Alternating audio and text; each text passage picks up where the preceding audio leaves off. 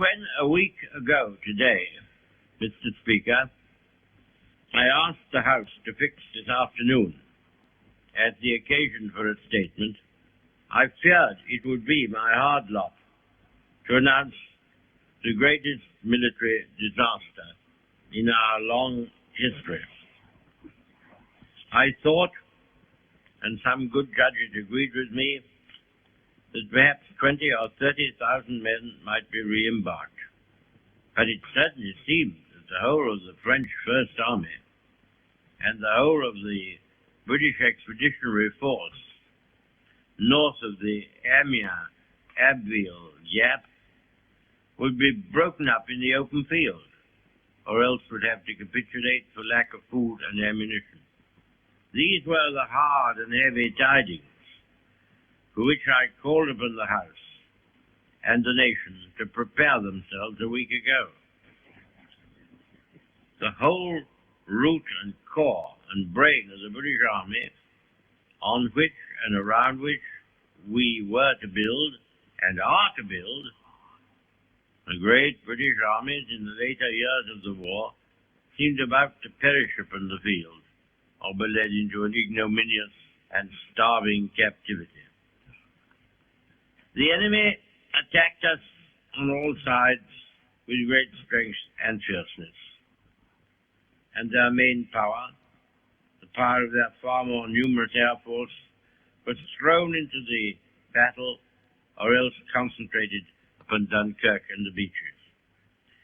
Pressing in upon the narrow exit, both from the east and from the west, the enemy began to fire with cannon upon the beaches by which alone the shipping could approach or depart. They sowed magnetic mines in the channels and seas. They sent repeated waves of hostile aircraft, sometimes more than 100 strong in one formation, to cast their bombs upon the single pier that remained, and upon the sand dunes on which the troops had their only shelter. Their U-boats, one of which was sunk, and their motor launches took the toll of the vast traffic which now began. For 4 or 5 days an intense struggle reigned.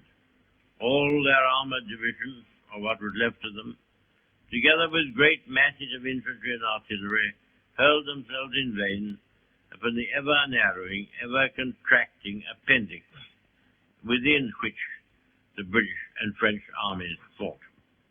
Meanwhile, the Royal Navy, with the willing help of countless merchant seamen, strained every nerve to embark the British and Allied troops. 220 light warships and 650 other vessels were engaged. They had to operate upon the difficult coast, often in adverse weather, under an almost ceaseless hail of bombs and an increasing concentration of artillery fire. Nor were the seas, as I have said, themselves free from mines and torpedoes. It was in conditions such as these that our men carried on with little or no rest, for days and nights on end, making trip after trip across the dangerous waters, bringing with them always men whom they had rescued. The numbers they have brought back are the measure of their devotion and their courage. The hospital ships which brought off many thousands of British and French wounded, being so plainly marked, were a special target for Nazi bombs, but the men and women on board them never faltered in their duty. Meanwhile, the Royal Air Force, which had already been intervening in the battle, so far as its range would allow, from our home bases, now used part of its main metropolitan fighter strength and struck at the German bombers and at the fighters, which in large numbers protected them. This struggle was protracted and fierce. Suddenly, the scene is cleared. The crash and thunder has, for the moment, but only for the moment, died away. A miracle of deliverance achieved by valor by perseverance, by perfect discipline, by faultless service, by resource, by skill, by unconquerable fidelity, is manifest to us all. The enemy was hurled back by the retreating British troops. He was so roughly handled that he did not carry their departure seriously. Sir, we must be very careful not to assign to this deliverance the attributes of a victory. Wars are not won by evacuations. But there was a victory inside this deliverance, which should be noted. It was gained by the Air Force. Many of our soldiers coming back have not seen the Air Force at work. They saw only the bombers, which escaped its protective attack. They underrate its achievements. I've heard much talk of this. And that is why I go out of my way to say this. I will tell you about it. This was a great trial of strength between the British and German air forces. Can you conceive a greater objective for the Germans in the air than to make evacuation from these beaches impossible? And to think all these ships which were displayed almost to the extent of thousands.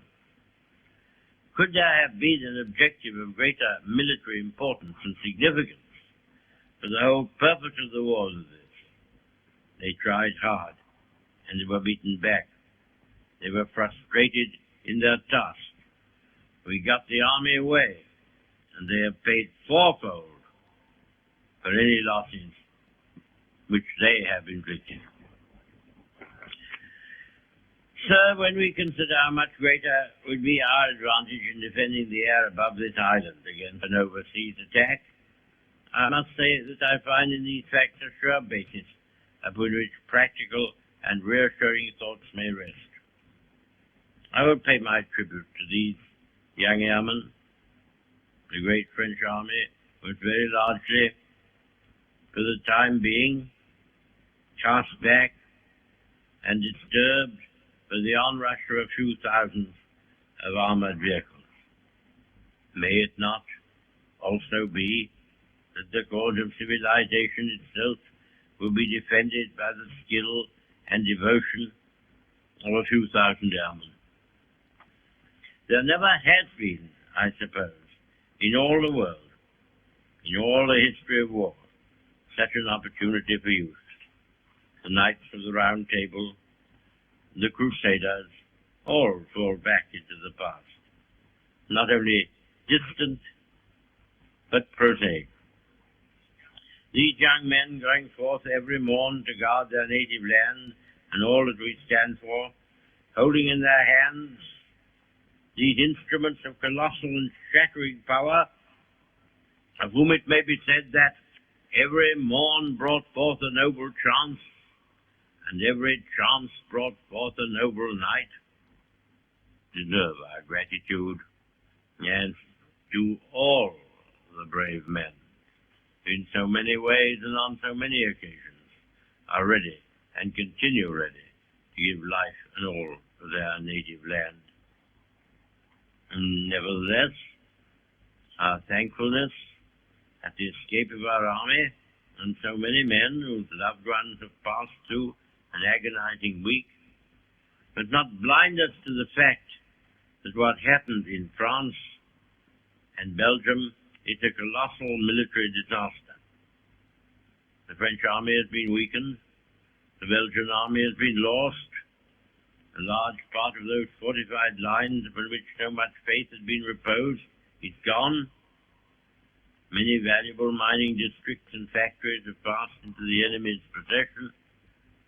The whole of the Channel ports are in his hands, with all the tragic consequences that follow from that.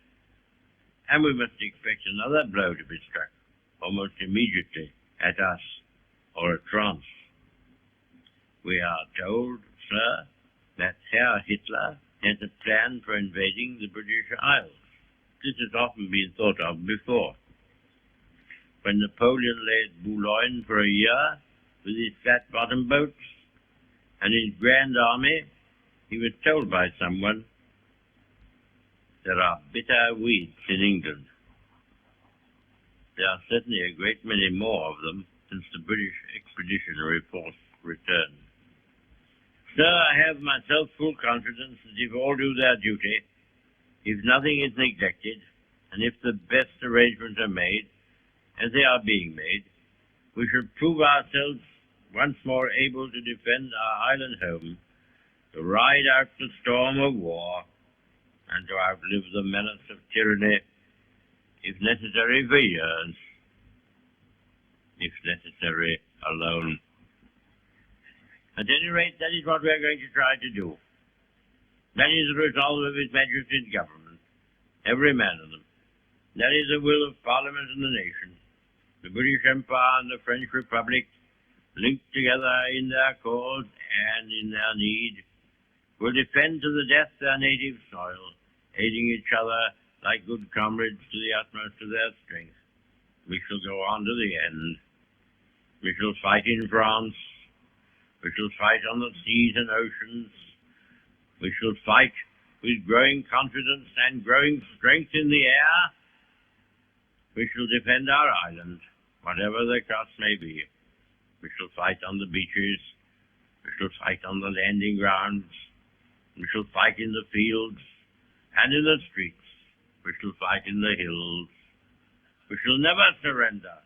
And if, which I do not for a moment believe, this island or a large part of it were subjugated and starving, then our empire beyond the seas, armed and guarded by the British fleet, would carry on the struggle until, in God's good time, the new world, with all its power and might, steps forth to the rescue and the liberation of the old.